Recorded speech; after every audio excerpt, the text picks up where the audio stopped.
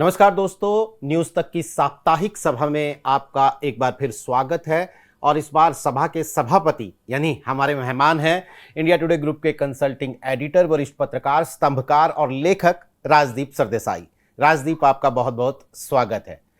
तो दोस्तों, नई सरकार का संसद सत्र चल रहा है। तमाम दूसरी खबरों के साथ साथ इस संसद सत्र में जो एक खबर सुर्खी में रही वो ये कि 10 साल बाद लोकसभा को औपचारिक तौर पर लीडर ऑफ ऑपोजिशन यानी नेता विपक्ष मिला है, और ये पद इस बार मिला है राहुल गांधी को।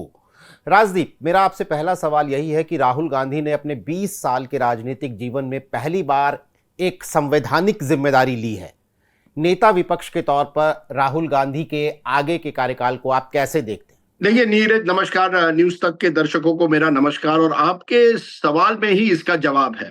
जैसे आपने कहा कि अब तक अपने 20 साल के राजनीतिक कार्यकाल में राहुल गांधी ने कभी संवैधानिक कोई रिस्पॉन्सिबिलिटी नहीं ली, कोई पद नहीं लिया था। और अक्सर उनको ये झेलना पड़ा, उनको क्रिटिसिज्म हुई, उन पर ये आक्षेप हुआ, आरोप हुआ कि वो जिम्मेदारी से बचना चाहते हैं। और मैं आपको सच बताऊं, 10 दिन पहले भी जब मैंने किसी एक बड़े कांग्रेसी से बात की, मैंने कहा क्या राहुल गांधी नेता विपक्ष बनेंगे? तो उन्होंने कहा नहीं नहीं, राहुल गांधी इस पे पढ़ना नहीं चाहते हैं। उनको लगता है कि अगर नेता विपक्ष बन गए तो फिर उनको पार्लियामेंट में कुछ और एडमिनिस्ट्रेटिव जिम्मेदारियां संभालनी पड़ेगी। वो लोगों के बीच रहना चाहते हैं, जनता के बीच रहना चाहते हैं। अब आप देखिए 10 दिन बाद क्या हुआ है। राहुल गांधी ने ये जिम्मेदारी संभाल ली है। और मैंने अपने 2014 के किताब में लिखा था, Rahul Gandhi never misses an opportunity to miss an opportunity. उन्होंने एक संधि छोड़ी, जब भी उनको संधि मिली है उन्होंने उसे स्वीकारा नहीं है। इस तरह के पोस्ट उन्होंने लिए नहीं है। अब क्या हुआ है, क्योंकि एक तरह से आप कह सकते हैं वातावरण बदल गया है। कांग्रेस को 99 सीट आए हैं। हालांकि आप कह सकते हैं ये अभी भी बीजेपी के बहुत पीछे है, लेकिन 53 से 99 ज्यादा लगते हैं। और पूरे अलायंस को 234 मिली है।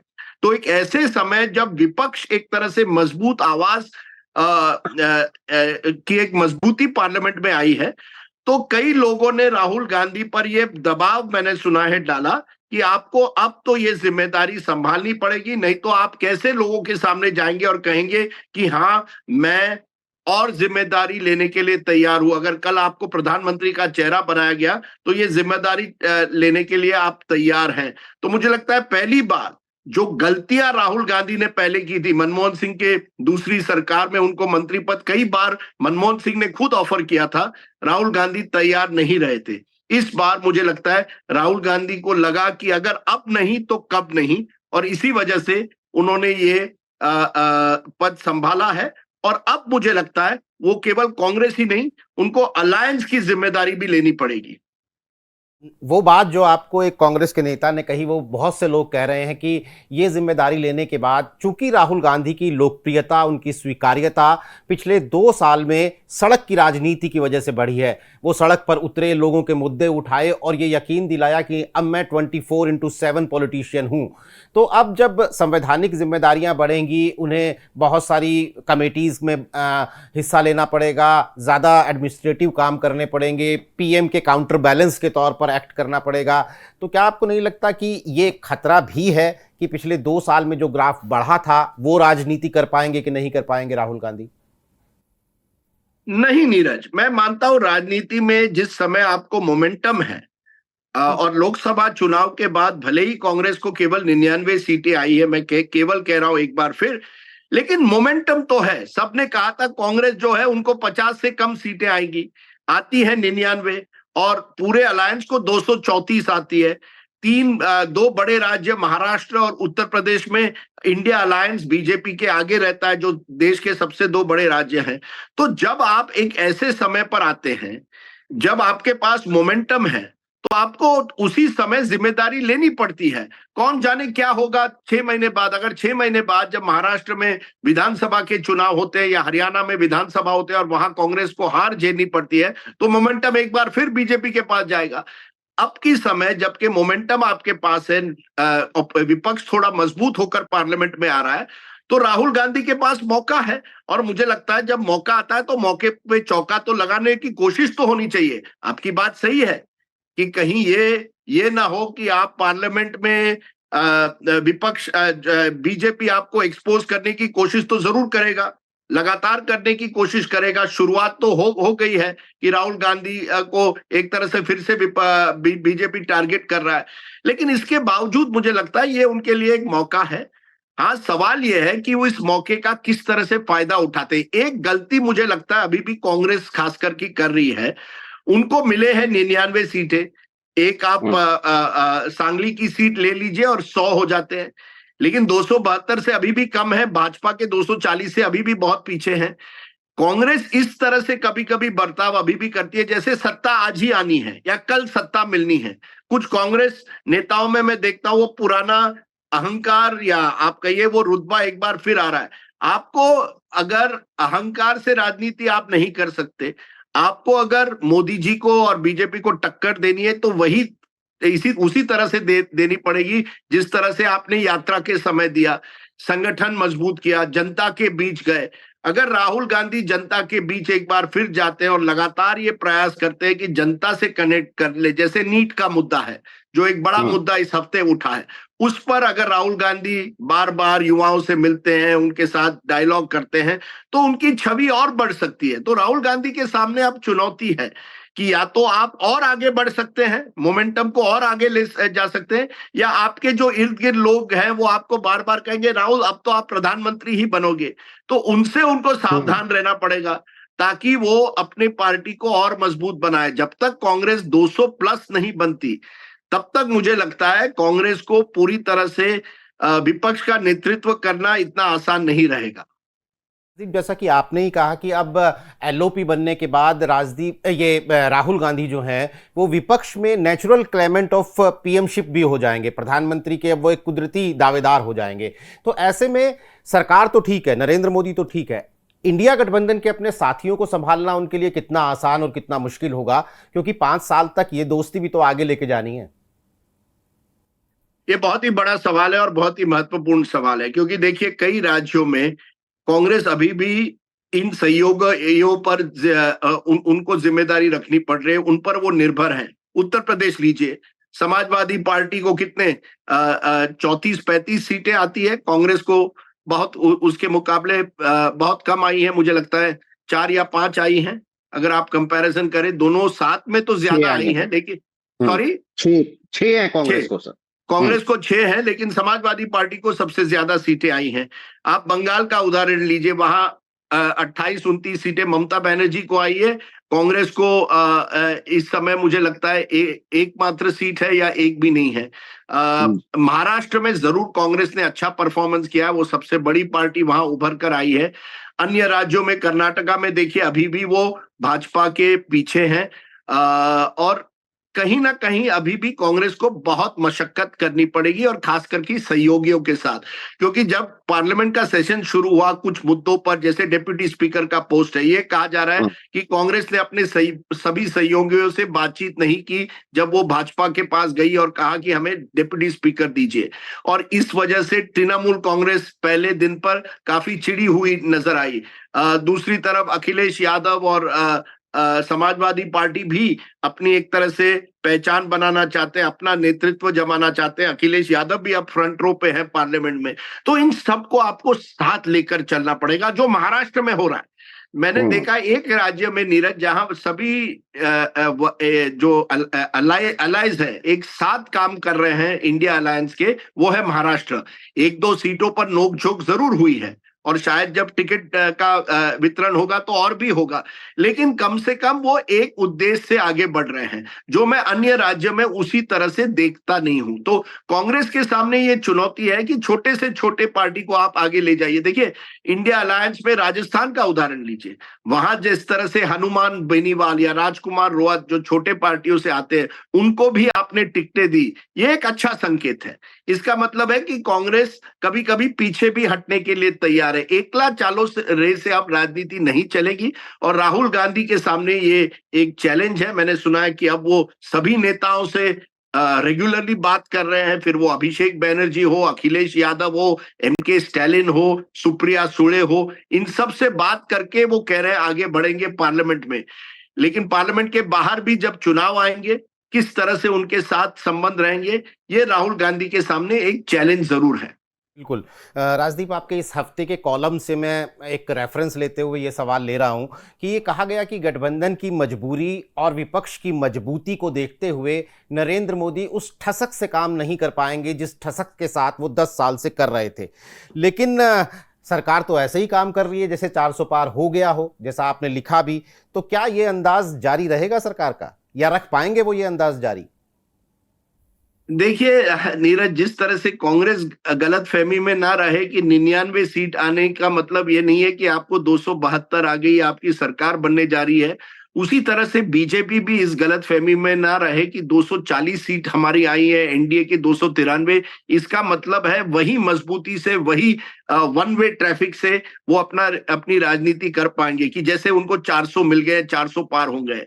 सच्चाई ये है कि बीजेपी के वो सीटें 63 सीटें कम हुई है। सच्चाई ये है कि कई महत्वपूर्ण राज्य में बीजेपी पीछे हटी है। सच्चाई ये है कि बिहार और आंध्र प्रदेश के मुख्यमंत्रियों की जरूरत पड़ रही है इस सरकार को आगे बढ़ाने के लिए। अब मोदी जी जिस तरह के राजनेता हैं, वो कभी भी अपनी जो कमजोरी है जनता के सामने नहीं दिखाएंगे। वो हमेशा कहेंगे देखिए मेरी 56 की छाती है। वो 56 की छाती भले ही 42 की छाती हो जाए, लेकिन वो इस बात को नहीं मानने के लिए तैयार है।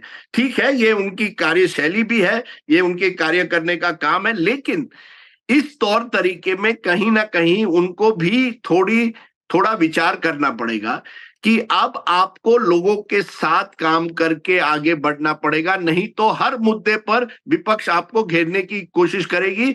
और इस बार आपके पास वो नंबर नहीं है जो एक तरह से आपका कंफर्ट फैक्टर था, जिसकी वजह से आप फिर वो किसान के कानून हो जो आखिर में आपको वापस लेने पड़े, या आर्टिकल 370 का मुद्दा था, सीए एनआरसी, तब आप ही की चलती थी। अब क्या है कि आप ही की उस तरह से नहीं चलेगी। भले ही वही कैबिनेट मेंबर्स हो, भले ही वही स्पीकर हो, ये सब दिखाने के लिए ठीक ठाक है, लेकिन सच्चाई ये है कि 240 और 303 में फर्क है। अब उस फर्क को कैसे वो कम करते हैं ये देखना होगा, लेकिन उसे नजरअंदाज मोदी जी अगर करेंगे तो मुझे लगता है कि वो गलती कर रहे हैं। मणिपुर का मामला हो, नीट का मामला हो, रेल एक्सीडेंट का मामला हो, इन पर उनको गंभीरता से सोच विचार करके विपक्ष को साथ लेकर कुछ करना पड़ेगा। राजदीप, ये भी है कि अब राहुल गांधी अपने नए रोल में लोकपाल की नियुक्ति, इलेक्शन कमिश्नर की नियुक्ति, सीबीआई चीफ की नियुक्ति, वहां पर जब वो बैठेंगे तो प्रधानमंत्री को काउंटर बैलेंस करेंगे। आपको लगता है कि एक सहयोग की राजनीति हमें वहां देखने को मिलेगी, या फिर जो तेवर हैं कांग्रेस के और राहुल गांधी के, वहां हमें एक आपसी टकराव की राजनीति ही देखने को मिलेगी? देखिए, ये अच्छा सवाल है। देखिए नीरज, जो भी होना, अविश्वास बहुत बड़ा है हमारी राजनीति में। मैं देख रहा हूं कि एक दूसरे के प्रति जो है प्रतिद्वंदी नहीं, लेकिन दुश्मन की एक तरह से राजनीति बन गई है। अब इसके लिए आप कौन जिम्मेदार ठहराते हैं? क्या आप विपक्ष को जिम्मेदार ठहराते हैं, सरकार को? ये अलग अलग लोगों की राय होगी, लेकिन राहुल गांधी और नरेंद्र मोदी के बीच बहुत पर्सनल हुआ है। राहुल गांधी को जिस तरह से लगातार टारगेट किया गया है बीजेपी ने, और राहुल गांधी ने जिस तरह से प्रधानमंत्री को एक तरह से टारगेट किया है, उन दोनों के बीच में आसानी से बात नहीं बन सकती। लेकिन हमारे लोकतंत्र को अगर दोनों, क्योंकि राहुल गांधी संविधान की बात करते हैं, मोदी जी इमरजेंसी की बात करते हैं, तो उन दोनों को यह सीखना पड़ेगा कि अगर इमरजेंसी दोबारा ना रिपीट हो या संविधान की रक्षा करनी हो, तो आपको साथ में काम करना पड़ेगा। जैसे आपने कहा, कई मीटिंगें होगी, सीबीआई डायरेक्टर के हो सकती है, कुछ और नियुक्तियां जो हो सकती है, उसमें आपको साथ में एक दूसरे के सामने चाय बैठकर बात करनी पड़ेगी। लेकिन वो अविश्वास कैसे कम होगा? ताली दो हाथ से बजती है। अब वो ताली पहले कौन बजाएगा? अभी तक ये इसी वजह से ये स्पीकर का मामला अटक गया था। अब जी। स्पीकर के मामले में दोनों आपसी एक दूसरे के आमने सामने आकर इसको सुलझा सकते थे। अब राजनाथ सिंह जैसे व्यक्ति अगर नहीं सुलझा सकते, मल्लिकार्जुन खड़गे जैसे व्यक्ति नहीं सुलझा सकते, तो क्या नरेंद्र मोदी और राहुल गांधी जो एक दूसरे के आमने सामने हैं, क्या वो सुलझा पाएंगे? ये बहुत ही मुश्किल सवाल है और इसी वजह से मुझे डर है कि एक बार फिर हमारी राजनीति उसी दिशा में जा रही है जहां पूरी तरह से एक ध्रुवीकरण होगा। एक सवाल जी। प्रियंका गांधी को लेकर भी है राजदीप। खासतौर पर संसद सत्र में हमने जिस तरह की राजनीति विपक्ष की देखी है, वायनाड से चुनाव लड़ने की घोषणा प्रियंका गांधी की हो ही चुकी है। अगर ये मान लिया जाए हाइपोथेटिकली कि वो वहां से जीतकर लोकसभा में आती हैं, तो क्या आपको लगता है कि ये विपक्ष को एक नई ताकत देगा? और प्रियंका गांधी की भूमिका को भी आप कैसे देखते हैं अगर वो सांसद बनकर पहली बार आती हैं? देखिए, ये प्रियंका गांधी वाड्रा का सवाल बड़ा पेचीदा है, क्योंकि अब तक तो प्रियंका गांधी ने ज्यादातर अपना ध्यान उत्तर प्रदेश पर रखा था। चुनाव के समय में भी लगभग 10-12 दिन वो अमेठी रायबरेली में रही थी। अब आपने तुरंत अचानक कहा कि वो वायनाड से लड़ेगी। अब हाँ, वो संसद में आ सकती है, वायनाड जीतना उनके लिए मुश्किल नहीं होना चाहिए, लेकिन तब उसके बाद क्या? देखिए, ये सवाल जो है ना कि क्या प्रियंका गांधी राहुल गांधी की सपोर्टिंग कास्ट है या उसे किस तरह से आगे किया जाएगा? क्या ये एक डबल इंजन है? अगर डबल इंजन है तो मल्लिकार्जुन खड़गे की क्या रोल होगी? ये कांग्रेस के सामने एक चैलेंज है कि प्रियंका गांधी को किस तरह से आप प्रोजेक्ट करेंगे। केवल कैंपेनर की तरह, केवल अगर एक बार वो सांसद बन जाए तो फिर उनका रोल क्या होगा? क्या उनका संगठन में ज्यादा रोल होगा? अभी तक ये क्लियर नहीं है कि प्रियंका गांधी वाड्रा का कांग्रेस को किस तरह से, उनको एक तरह से किस रोल में कांग्रेस उन्हें देखती है। और इसी वजह से मैं कहूंगा कि कांग्रेस को तय करना पड़ेगा कि ये जो उनकी जो डबल इंजन है वो किस रफ्तार से चलेगी, किस दिशा में चलेगी। हाँ, ये तय है कि राहुल गांधी नेता है, ये बात तो सेटल हो गई है कि अब राहुल गांधी चेहरा है, मल्लिकार्जुन खड़गे पार्टी प्रेसिडेंट है, वो संगठन पे उनकी एक तरह से वो डे टू डे संगठन देखते हैं। लेकिन फिर प्रियंका गांधी वाड्रा का क्या रोल होगा? केवल वो राहुल गांधी के साथ संसद में बैठेंगी या चुनाव के समय स्टार कैंपेनर बन के आगे जाएगी? ये एक पेचीदा सवाल है और कांग्रेस जैसी पार्टी में जहां बहुत अंदरूनी गुटबाजी होती है, कुछ लोग इसका फायदा भी उठाने की कोशिश करेंगे कि प्रियंका कैंप, राहुल कैंप, इन सब कैंप से दूर हटकर क्या गांधी परिवार एकजुट होकर आगे बढ़ सकता है? ये भी देखने की बात होगी। राजदीप, एक सवाल खास तौर पर मैं अपने सहयोगी चैनल यूपी तक के लिए लेना चाहता हूं कि हमने अखिलेश यादव जब संसद में आए तो हमने देखा कि अखिलेश यादव के एक हाथ में संविधान की कॉपी और दूसरे हाथ में फैजाबाद के सांसद अवधेश पासी का हाथ। वो उन्हें लेकर गए अंदर संसद में, अपने साथ अपनी सीट पर बिठाया। तो क्या अखिलेश यादव को 2027 के लिए, खासतौर पर विधानसभा के लिए, अपने इस पीडीए के फॉर्मूले में ये दलित राजनीति का, दलित दांव का एक फॉर्मूला मिल गया है? क्या हम आगे भी देखेंगे कि अखिलेश समाजवादी पार्टी अपने इस दलित दांव को उत्तर प्रदेश में और ज्यादा चलाएगी? बिल्कुल, मुझे लगता है अखिलेश यादव को अपना एक सक्सेस फॉर्मूला मिल गया है। पीडीए जो है, पिछड़ा दलित अल्पसंख्यक या आदि आबादी, ये जो फॉर्मूला है उसको लेकर वो आगे जरूर चलेंगे 2027 के चुनाव में। लेकिन 2027 के चुनाव के लिए अभी 2.5 साल है। 2.5 साल में बहुत कुछ हो सकता है। हर चुनाव अपनी परिस्थिति अलग होती है। जरूर अवधेश प्रसाद जिस तरह से जीते हैं, खास करके फैजाबाद में, एक ऐसी जगह में जहां अयोध्या है, हिंदू राष्ट्रीयता का या हिंदू कल्चरल नेशनलिज्म का आप कह सकते हैं गढ़ है, होम बेस है, वहां उनकी जीत काफी मायने रखती है। और क्योंकि वो दलित समाज से आते हैं तो एक तरह से उनको प्रोजेक्ट किया जाएगा कि हम केवल अब यादव मुस्लिम की राजनीति नहीं करते, हमारे साथ दलित हैं, बाकी समाज भी हमारे साथ हैं। तो ये जो अखिलेश यादव का जो रणनीति है वो साफ नजर आती है। उसमें उन्होंने जरूर 2024 में बाजी मारी है, वो एक बड़े विनर बने हैं इस चुनाव के। लेकिन क्या उसी तरह से 2027 में जब विधानसभा चुनाव होंगे, जब मसले अलग से हो सकते हैं, जब योगी जी चेहरा बनेंगे बीजेपी के, तब क्या उतनी ही सफलता उनको मिल पाएगी? ये आज कहना मुझे लगता है नीरज मुश्किल है। बिल्कुल। तो राजदीप ने हमें बड़ी तफसील से समझाया कि किस तरीके से राहुल गांधी की नेता विपक्ष के तौर पर और कांग्रेस पार्टी की लोकसभा में आगे की राजनीति हमें किस तरह देखने को मिलेगी और उनके सामने चुनौतियां भी क्या क्या होंगी, साथ ही सरकार के कामकाज पर भी इसका क्या असर होगा। राजदीप, आज साप्ताहिक सभा में हिस्सा लेने के लिए आपका बहुत बहुत शुक्रिया। तमाम दर्शकों का आभार। फिलहाल के लिए नमस्कार।